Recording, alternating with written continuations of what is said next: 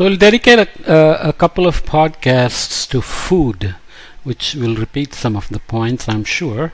And there is a tree that has fallen in the backyard, and they are sawing through it, so you might get some buzz through the podcast. So this is the example from the book talking about where the carbon comes from in the products that you buy at the store called booths. So products to farm factory gate 67.2%, and then you have overhead, storage and processing, transport centers to transportation from distribution centers to store, transport emissions to distribution centers, transport packaging, consumer packaging, food processing, and so on.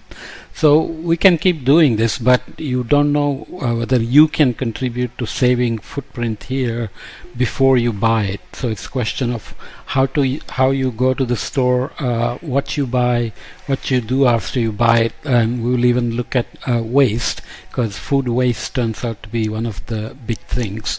And you would expect that the household carbon footprint would have certain contribution from food, and you would expect that the amount of food contribution to the total household carbon footprint would depend on your income level. Right? So if you look at the household CO2 equivalent being made up of food, housing, clothing, transportation, and service, you expect these shares to be different for different incomes. This is obvious. So you are looking here at less than 5,000. Food is a small part, 5,000 to 10,000. But as the income goes up, the housing cost, housing contribution to CO2 equivalent goes up, clothing goes up, transportation obviously goes up, services goes up, but so does food. You spend more on food, and you probably don't care as much about the CO2 emissions caused by the food you are buying, or you are wasting more. But anyway, those kinds of details can be left aside, but there is definitely a relation in your carbon footprint and your income level. If you look at G20 countries, per capita greenhouse gas emissions from food consumption patterns in G20 countries. So here you have Australia, Argentina, Brazil, Canada. Surprisingly, Australia is way up there at more than 4 ton CO2 equivalent, and there is something called a planetary boundary for food that has been put here. It's a concept developed by Rockstrom and colleagues, which has been looking at so-called planetary boundaries for carbon cycle, nitrogen cycle, biodiversity, food, and so on, to say if we exceed these boundaries, then we may hit unsustainable points as well as maybe tipping points in some cases. Okay, so this again shows another way of saying that income levels affect your CO2 emissions from food, but also your eating habits. Australia and Argentina and Brazil are heavier on meat consumption maybe than some of the other countries down here, including India, Turkey, and so on. Okay. Carbon footprint of diets across the European Union as another example. Which foods are responsible for greenhouse gas emissions? The EU average 27% comes from dairy, 56% comes from meat and eggs, and then roots, fruits and vegetables, cereals, drinking stimulants, vegetable oils, oil seeds, and other. So this gives you a good handle on where you can reduce your carbon footprint, and this is also looked at in terms of countries within EU, going from Bulgaria, Slovakia, Romania, and down to here Portugal.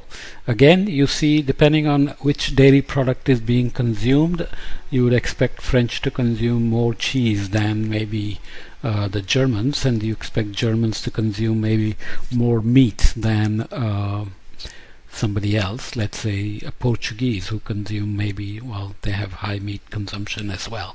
So that's kind of also gives you a sense of where the EU emissions are coming from, and if EU wants to cut the emissions, where it should aim. Obviously, cutting down meat consumption always reduces carbon footprint, as we have said several times. Carbon footprint of diets across the European Union. Where in the supply chain do emissions come from? So you see how we are adding up food sector emissions in different ways. Composition of the food, relation to the income, where the footprints come from in terms of fertilizer use, here synthetic fertilizer use, organic nitrogen fertilizer, manure left on pasture, rice cultivation, manure management, methane from cattle, transport, and land use change. I'll come back to environmental impacts of overall food sector later on again, but here again are the different countries, and this is the EU average. So obviously some countries are using much more synthetic nitrogen fertilizer. There is much more methane from cattle in some countries, and land use change is much heavier in some countries than in other countries for producing food. So all those things are helpful in terms of tracking greenhouse gas emissions from the food sector, as well as how to reduce the overall carbon footprint of this sector.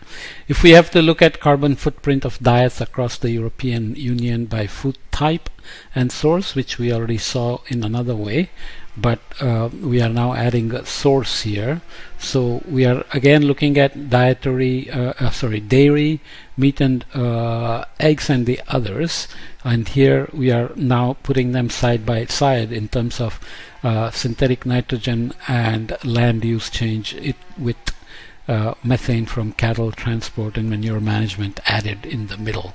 So 83% of the emissions come from dairy, meat, and eggs, and 70% of the land use change emissions are from animal feed.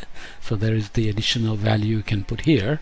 Food choice plays a much stronger role than where food is sourced. So it's not just food miles you should worry about. This had become a strong concern at some point about consuming local, but if you're consuming meat and dairy, it doesn't matter what the food miles are. You could be doing much worse than consuming fruits, vegetables, rice, cereals, and so on. Okay, so the choice has to be kept in mind, not just in terms of food miles, but the carbon footprint of the food that you're consuming, the choices you're making.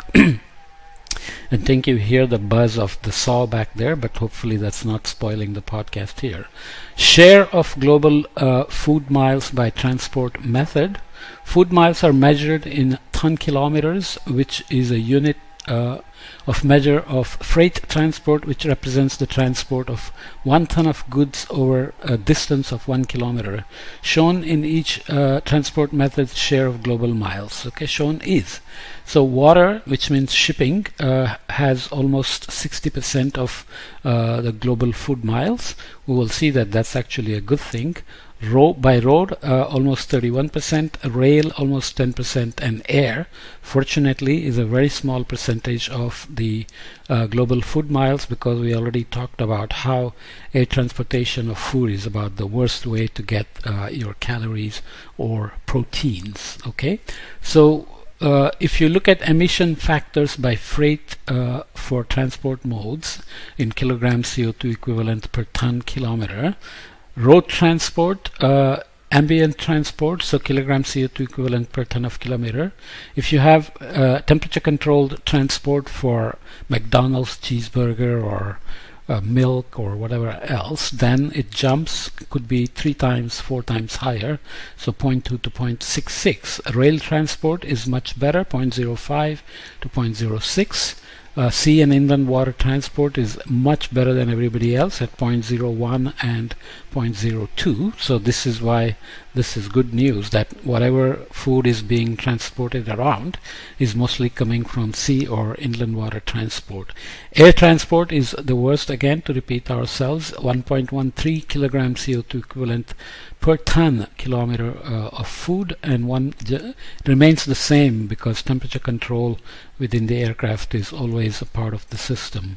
Okay, so we will come back and look more broadly at the emissions and impacts on land use, land change, eutrophication, and other factors that get contributed by the food production sector and agricultural sector in general. But these last two podcasts are just to add to what we have been looking at in terms of individual items like bananas, oranges, apples, milk, cheese, etc., to say food consumption is a big part of human life, and it contributes in many ways to the carbon footprint, including land use, and your dietary choice can affect your carbon footprint in a big way. And as we already said many times, there are cultural preferences and just taste, personal favorites, and so on and so forth.